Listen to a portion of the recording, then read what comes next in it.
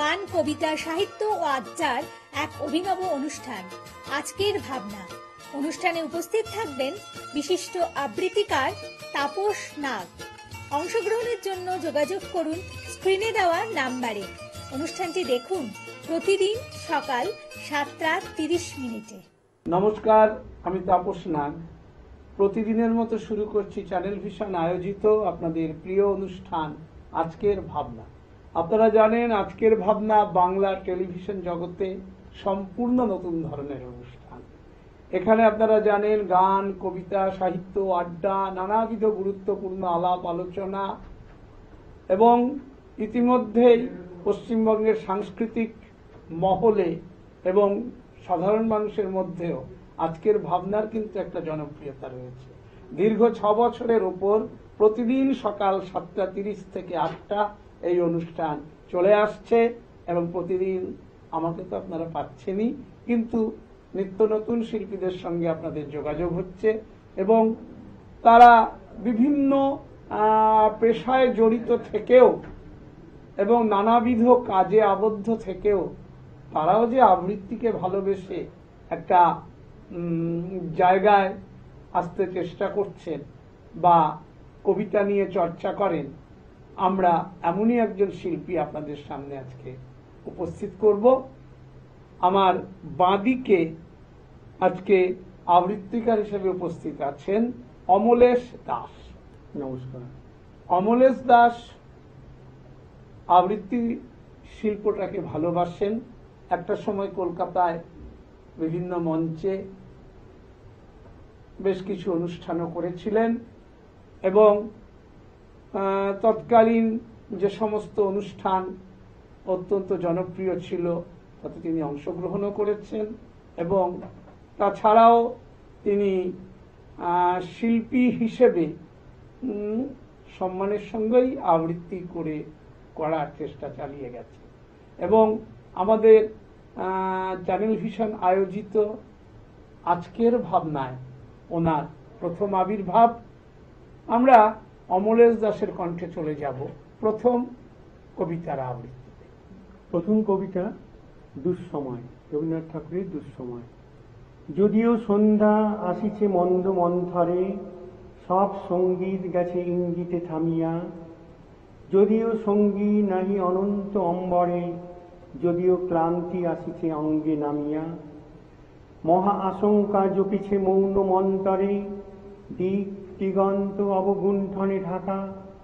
তবু বিহঙ্গ, ওরে বিহঙ্গ মোর, এখনই অন্ধ, বন্ধ করুণা পাখা। এ নহে মুখর বনমর্মর গুঞ্জিত, এ যে অজাগর গরজে সাগর ফুলিছে। এ নহে কুঞ্জ কুন্দ কুসুম রঞ্জিত, ফেন হিল্লোল কল কল্লোলে দুলিছে। কোথারে সে তীর ফুল পল্লব পুঞ্জিত, কোথারে সে নীর, কোথা আশ্রয় শাখা। তবু বিহঙ্গ, ওরে বিহঙ্গ মোর, এখনই অন্ধ, বন্ধ করুণা পাখা। এখনো সম্মুখে রয়েছে সুচরি সর্বরী, ঘুমায় অরুণ সুদূর অস্ত অচলে। বিশ্ব জগৎ নিঃশ্বাস বায়ু সম্বরী, স্তব্ধ আসনে প্রহর গণিছে বিরলে। সবে দেখা দিল অকুল তিমির সন্তরী, দূর দিগন্তে ক্ষীণ শশাঙ্ক বাঁকা। ওরে বিহঙ্গ, ওরে বিহঙ্গ মোর, এখনই অন্ধ, বন্ধ করুণা পাখা। ঊর্ধ্ব আকাশে তারাগুলি মেলি অঙ্গলি, ইঙ্গিত করি তোমা পানে আছে চাহিয়া। নিম্নে গভীর অধীর মরণ উচ্ছলি, শত তরঙ্গে তোমা পানে উঠে ধাইয়া। বহুদূর তীরে কার ডাকে বাঁধি অঞ্জলি, এসো এসো সুরে করুণ মিনতি মাখা।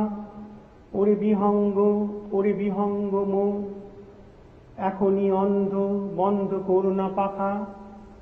ওরে ভয় নাই, নাই স্নেহ মোহ বন্ধন, ওরে আশা নাই, আশা শুধু মিছে ছলনা। ওরে ভাষা নাই, নাই বৃথা বসে ক্রন্দন, ওরে গৃহ নাই, নাই ফুল সেজ রচনা। আছে শুধু পাখা, আছে মহানব সঙ্গন, উষা দিশাহারা নিবিড় তিমির আঁকা। ওরে বিহঙ্গ, ওরে বিহঙ্গ মুখ, এখনই অন্ধ, বন্ধ করো না পাখা। প্রথম কবিতা নির্বাচন অবশ্যই ভালো, এবং যতই দুঃসময় রবীন্দ্রনাথ লিখুন, দুঃসময় থেকে একদিন মানুষ সুসময়ে পৌঁছবেই।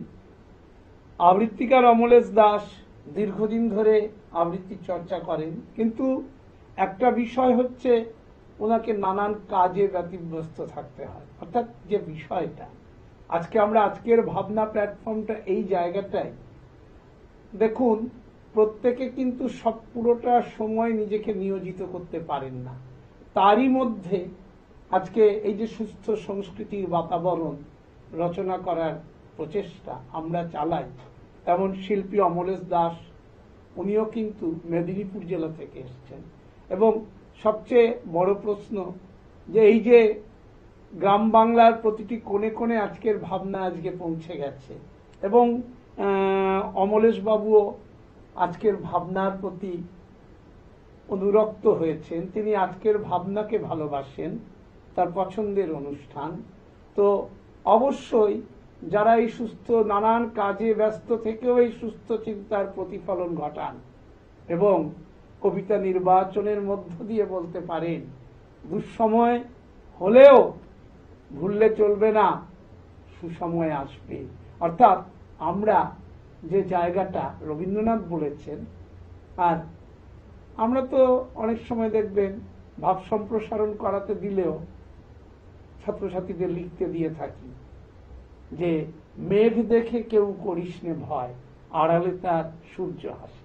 সুতরাং ভয় পাওয়া যাবে না, এগিয়ে যেতে হবে। এবং সুস্থ চিন্তাশীল রুচিশীল অমলেশ দাসের মতো মানুষেরা অবশ্যই এইভাবে আবৃত্তির জগতে আবার নতুন করে উজ্জীবিত করছেন, আবৃত্তির জগৎকে চেষ্টা করছেন তাকে আরো নতুন করে প্রাণ দেওয়ার, প্রাণ প্রতিষ্ঠা করার। এটা অবশ্যই আমাদের আজকের ভাবনা চ্যানেল ভিশনের বাংলা টেলিভিশন জগতের এই যে বিশেষ অনুষ্ঠান, আমরা অবশ্যই আমরা যেমন এর জন্য গর্বিত যে অমলেশ বাবুর মতন শিল্পীরা আমাদের প্ল্যাটফর্মকে শ্রদ্ধা করছেন, আমরাও অমলেশ বাবুদের মতো মানুষকে পেয়ে গর্বিত। আমরা পরের কবিতায় যাব। স্বরচিত কবিতা লাবণ্যে ভরা কবিতা। কবিতা যখন রোদ্দুর হয়ে মনের গভীরে ফুল ফোটায়, তখন তোমার কথা মনে পড়ে। তুমি ভালোবাসতে কবিতা, স্বপ্নের নীল পথে তোমার সাহসী পদক্ষেপ আমাকে মুগ্ধ করে। তোমার সৃজনী কারুকৃতি শান্তির বার্তা আনে, লাবণ্যে ভরিয়ে রাখে জীবনের সফর। বসন্তের কোকিলের সুর ভেসে বেড়ায় তোমার জাদুকরী কণ্ঠে। তোমার কবিতায় বিশ্ব শান্তির বার্তা আনে, প্রত্যাশা জেগে ওঠে মানবিকতায়। পলাশ শিমুল যখন কাছে আয় বলে, তুমি ছুটে যাও কবিতা নিয়ে, রাঙিয়ে দিয়ে যাও তোমার দুই হাত দিয়ে। আমি রঙিন হয়ে দেখি শুধু তোমায়, আমার ইচ্ছেগুলো ভেসে বেড়াতে থাকে স্বপ্নালোকে। সুখের পরশ পাই নিভৃতে একাকী, শিশির ভেজা ভোরে কবিতা নিয়ে খুনসুটি দৃষ্টি নন্দন হয়ে আছে আজও। বাহ, দেখুন একই মানুষের মধ্যে আরেকটি দিক, অর্থাৎ উনি আবৃত্তি যেমন করেন তেমনি পাশাপাশি একজন কবি, এবং কবি হিসেবে কবি এবং আবৃত্তিকার এই যে দুটো গুণের সমন্বয়, এটাও একটি বিশেষ দিক। কারণ আমরা তো সবসময় বলি কবি ছাড়া জয় বৃথা। আর অমলেশ বাবু তার যে নিজস্ব যে মৌলিকত্ব নিয়ে যে কবিতাটি মৌলিকত্ব রয়েছে, এবং তার বসন্তকে নিয়ে বা এর মধ্যে প্রেমকে জড়িয়ে যে লেখাটি আপনাদের সামনে ওনার নিজস্ব যে স্বরচিত কবিতাটি পড়ে শোনালেন, তার মানে বুঝুন যে ওনার মধ্যে একটি কোমল সহানুভূতিশীল মন লুকিয়ে রয়েছে, একটা প্রেমিক সত্তা তার অন্তরালে খেলা করছে। তার লেখার বাঁধুনিতে একটা সুন্দর নির্মাণ আপনারা দেখতে পেলেন। এটাও আমরা এক কথায় গর্ব করে বলতে পারি, আজকের ভাবনা আজকে যেভাবে ছড়িয়ে পড়েছে বাংলার আনাচে কানাচে, তো সুতরাং অমলেশ বাবুর মতন শিল্পীরা, কবিরা, তারা যেভাবে এটাকে এই সুন্দর কবিতা আপনাদের সামনে তুলে ধরলেন, এটা অবশ্যই শিক্ষণীয়। আমরা এবার পরের কবিতায় যাব, স্বরচিততেই যাব এবার নাকি? হ্যাঁ, এবার কিন্তু আমরা সম্পূর্ণভাবে আমরা যেমন আবৃত্তিকার বলেছি অমলেশ বাবুকে, কিন্তু তার থেকেও বড় পরিচয়, যেটা আমরা প্রথমে আপনাদের কাছে গোপন রেখেছি, আমরা তুলে ধরিনি, উনি মূলত একজন শক্তিশালী কবি। কবিতা লেখারও কিন্তু তার, আপনারা কবিতা শুনলেই তো বুঝতে পারছেন। দেখুন, আমি সবসময় একটা কথা বলি, আমাদের এই টিভি চ্যানেল এমন একটি বিষয় যে এখানে সম্পূর্ণটা আপনারা দেখছেন, শুনছেন, যে আমরা লিখে দিলাম যে উনি খুব ভালো কবিতা বলেছেন, খুব ভালো আবৃত্তি করেছেন, তা তো এখানে তো এ ব্যাপারটা হয় না। আপনারা দেখছেন, শুনছেন, বুঝছেন, বুঝতে পারছেন, এবং অমলেশ বাবুর মতন কবিকে আপনারা অনুভব করার চেষ্টা করছেন। এটাই আমাদের সবচেয়ে বিশেষ পাওনা। আমরা পরের কবিতায় আসি।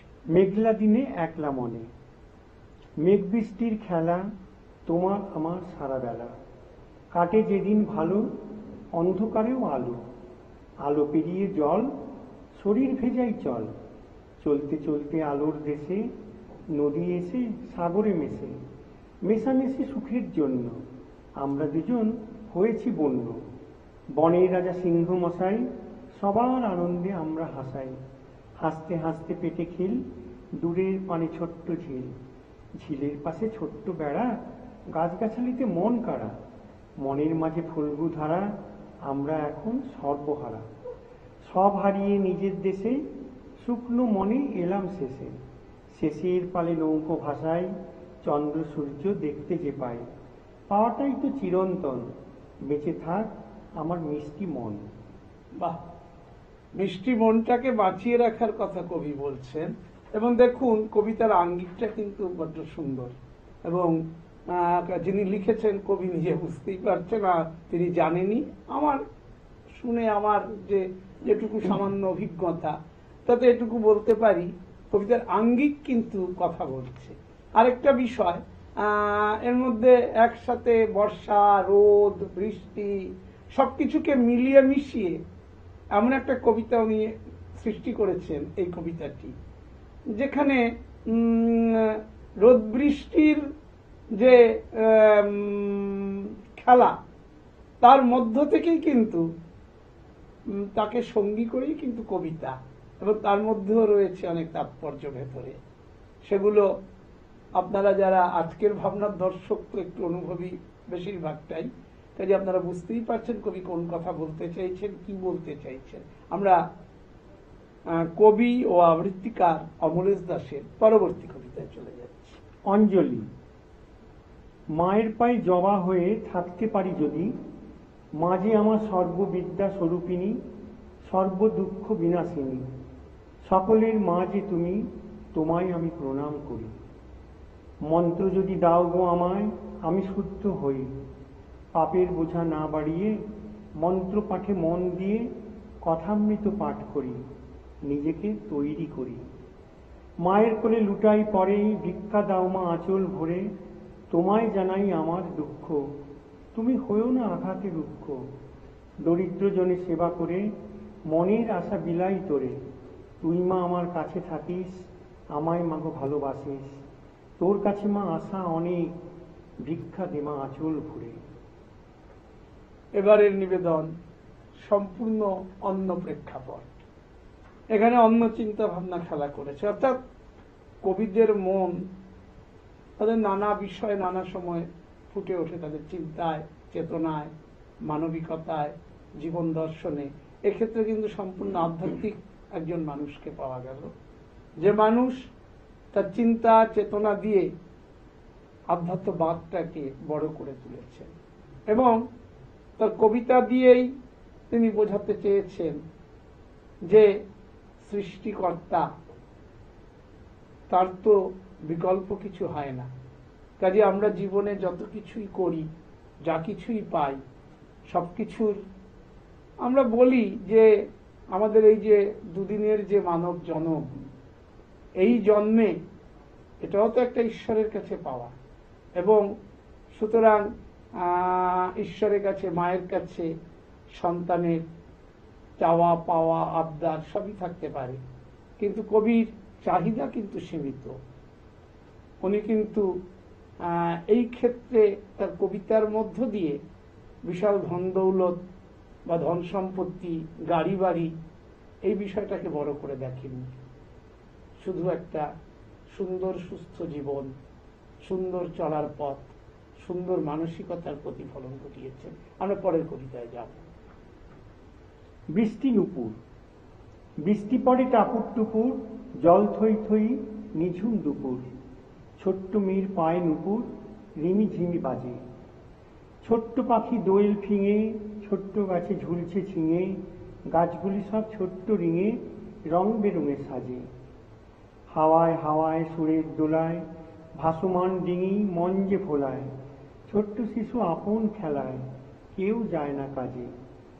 বর্ষা যখন থামছে দেশে, গ্রাম প্রান্তরে চলার শেষে, নদী তেমন কি উদ্দেশ্যে রূপান্তরের পথটি খোঁজে। প্রবাহ তার অন্তঃশীল, ছন্দে ছন্দে হয় অমিল। মর্মতলে নিগুড় উদ্দেশ্যে অনাবিল, জন্মলয় নব নব পথে বাঁশি বেজে। সুন্দর কবিতা। এবং এক্ষেত্রেও কবিতার লেখনীর মধ্যে কিন্তু মানে আচ্ছা, আমরা যদি যে ভাবে চিন্তা করি যে কবি কিন্তু সমস্ত কবিতার মানে কবিতারও তো একটা দেহ থাকে, অর্থাৎ কবিতাকে আমরা কি ভুল বলছি? এবং সেই কবিতাটাকে একটা সুন্দরভাবে যেভাবে সাজিয়েছেন, অর্থাৎ এখানে দেখা যাচ্ছে লেখার ধরনে বেশ একটা অন্য ধরনের মাপকাঠি আছে, যা কবিরা ভালো বলতে পারবেন। আমি তো অবশ্যই কবি নই এবং কবি বলে দাবি করিও না, কিন্তু কবিতার লেখনীটা অবশ্যই একটা অন্য মাত্রা এক্ষেত্রে বহন করেছে। আমার কবির কাছে এক্ষেত্রে আমি কোনো এর প্রশ্ন বা উত্তরে যাচ্ছি না, আমি পরের কবিতায় চলে যাচ্ছি। বৃষ্টি পরে টাপুর টুপুর কবিতা এসছে, সেই বৃষ্টি স্নাত মনকে নিয়েই আমরা পরের কবিতায় যাচ্ছি। হারিয়ে যাওয়া মন। সাংহাই নদী তীরে বাঁশি বাজায় কে, আলপসের শৃঙ্গে বরফে আচ্ছাদন। মৌন পিয়াসী এক অস্থিরতা কাটায় সারাক্ষণ। রক্তাক্ত সূর্যের বিকিরণে শান্তির আশ্বাস।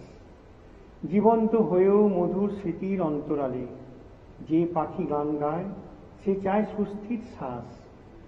আটলান্টিকের অজান্তে কত ভাঙাচোরা জীবন আটকে রয় আদি অনন্তকাল। কেউ কেউ ভেসে ওঠে অস্থি মজ্জা নিয়ে বাঁচার আশায়। এগিয়ে চলে দিন রাত্রি অসহনীয় বেদনার মূর্ছনায়। বাঁশিবাদক বাঁশি বাজায় মধ্যরাত্রির সন্ধিক্ষণে, শান্তির আশায়, নতুন ভোর দেখবে বলে। দেখুন, এখানে একটা জীবন দর্শন আছে কিন্তু, অর্থাৎ যে বিষয়গুলো তিনি এনেছেন এখানে, মানুষ নতুন ভোর দেখবে প্রত্যাশা তো সবাই করে এবং দেখছেও মানুষ নতুন ভোর পাচ্ছে, কিন্তু তিনি যে ভোরের কথাটা চিন্তা করলেন সেটাও আবার বিভিন্ন মানুষ যে একভাবে পরবর্তী ভোরটা দেখতে চাইছে তা কিন্তু তিনি বলেননি। তিনি বিভিন্নভাবে বুঝিয়ে দিতে চেয়েছেন যে এক ধরনের মানুষ এক ধরনের ভোর দেখতে চায়, আবার আরেক ধরনের মানুষও ভোর দেখতে চায়, তার চিন্তা চেতনায় সেও ভোরের স্বপ্ন দেখে। দুটো দেখার মধ্যে আবার একটু ফারাকও থাকে। আমরা সকলেই যদি এক চিন্তার মানুষ হতাম, এক ভাবনার মানুষ হতাম, তাহলে তো পৃথিবীতে আর কোনো অশান্তি থাকতো না। সুতরাং এই যে কবিদের চুলচেরা বিশ্লেষণ, নিখুঁত চিন্তা ভাবনা দিয়ে তিনি কাজ করেছেন, তার মৌলিকত্বকে কাজে লাগিয়েছেন, এই কবিতায় তারই প্রতিফলন আমরা পেয়েছি। এখানে সাংহাই কথাটি উঠে এসছে এবং আরো গুরুত্বপূর্ণ বেশ কিছু শব্দ এসছে। তা আপনারা কবির সেই সৃজনশীল যে মন, সেটাকে বুঝতে পারছেন ওপারের দর্শকরা। এবং আজকে সকাল থেকে আজকের ভাবনা অনুষ্ঠানকে কবি অমলেশ দাস যেভাবে ভালো ভালো কবিতা আপনাদের সামনে তুলে ধরছে, আর কবিতা তো সৌন্দর্যের প্রকাশ, মনকে সুন্দর করে, মনকে পরিচ্ছন্ন করে, মনে এক অনাবিল অনুভূতি তৈরি করে। সেই অনুভূতি প্রবণ মানুষেরা অবশ্যই অমলেশ দাসের বিশেষ ভক্ত, এটা অস্বীকার করা যায় না, কারণ দীর্ঘদিন ধরে উনি কবিতা লিখছেন।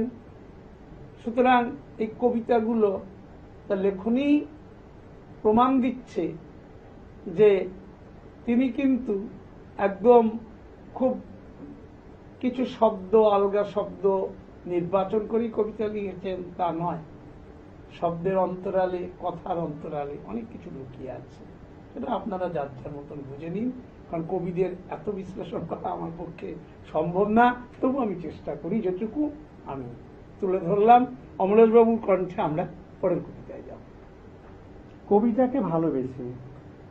কবিতাকে নিয়ে স্বপ্ন দেখেছি দিনরাত। কবিতা আমার প্রেয়সী। নতজানু হয়ে প্রার্থনা করেছি ঈশ্বরকে, ভালো রেখো আমার কবিতাকে।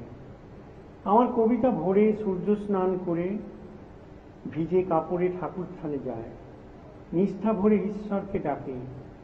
চারিপাশে সকলে তাকায়, তবু ভ্রুক্ষেপ নেই। হনহনিয়ে বাড়ির পথে আসে, উঠোনে টাঙানো টিয়া কত কথাই না বলে, আলাপন করে, মিষ্টি ঠোঁটে চুমু দেয়। আমার কবিতা আদরিনী হয়ে যায়। আমার কবিতার দুপুরটা ভীষণ নিরিবিলি। পুকুরের পাড়ে সাজানো বাগানে একান্তে সময় কাটায়। আমার কবিতা গোধূলির রঙে রাঙা হয়ে সন্ধ্যাকাশে নীল ধ্রুবতারা হয়ে যায়। রাতের নীল অন্ধকারে প্রেমের আকুতি ভরা চোখে শুভ্রতায় ভরা চাদরে গড়াগড়ি খায়। রাতের মায়াবী স্বপ্নে আমাকে কাছে পেতে চায়। বাহ! তাহলে কবির কবিতা কি ধরন, বা কবিতাকে নিয়ে কবি কিভাবে ভাবনা চিন্তা করেন, লেখনীর প্রতিটি ছত্রে ছত্রে এবার পেয়েছেন। আমরা কবি কণ্ঠে পরবর্তী কবিতায় যাব। শৌখিন সমাচার। শৌখিনতায় ভরা আমাদের দেশ, শস্য শ্যামলা মাতৃবন্দনা। ধরিত্রী আজও সুনিবিড় আলিঙ্গনে, মহাপুরুষেরা জন্মলয় দিকে দিকে। নিত্য নতুন অগোছালো আধখাপছা শতচ্ছিদ্র বেশ, সাজায় যতনে বিশাল মাতনে ভরে আছে সুবিশেষ। এই আমাদের মনের মতন সুন্দরের পরিবেশ। পথে ঘাটে যা দেখি অসহায় লাগে, কুকুর শেয়াল পিছু পিছু ভাগে। শুনশান সবই চক্ষুর আগে, তাই সই দেখিতে ভাবি কার সাথে করছে আরি। ছিন্ন ভিন্ন মনেতে অন্য, দূর সমাগম করেছে অধম। চলিবে না কোনো জারি জুড়ি, বস্তা পচা চিন্তাধারা। সকল কিছুই আজ পথহারা, তারই মাঝে দেখি রাতের সুখতারা। কিশোর কিশোরী আনন্দে সুখ ভরি, সগর্বে যায় চলে কিছু না বলে। শূন্যে বুক ফুলিয়ে হাসে সবারে ভালোবেসে। কেহ নাই কিছু বলে, আনন্দ উপভোগ করে। রৌদ্রে ভাঙা ঠোঁটে বেড়ায় বালুচরে, পিছু টান নেই ঘরে। মস্তিতে মেতে থাকে অজানায়, সুরের তালে তালে ফুটে ওঠে ব্যঞ্জনায়। তমসা ঘেরা তিমির শশী মশগুল হয়ে আছে অসি। বিলাসিতা ভরা যৌবনে মিলনের সুর জাগে অসাবধানে। গতিহীন পথ ধরে আসে যায় সংখ্যাতীত অন্যজনে দুরাশায়।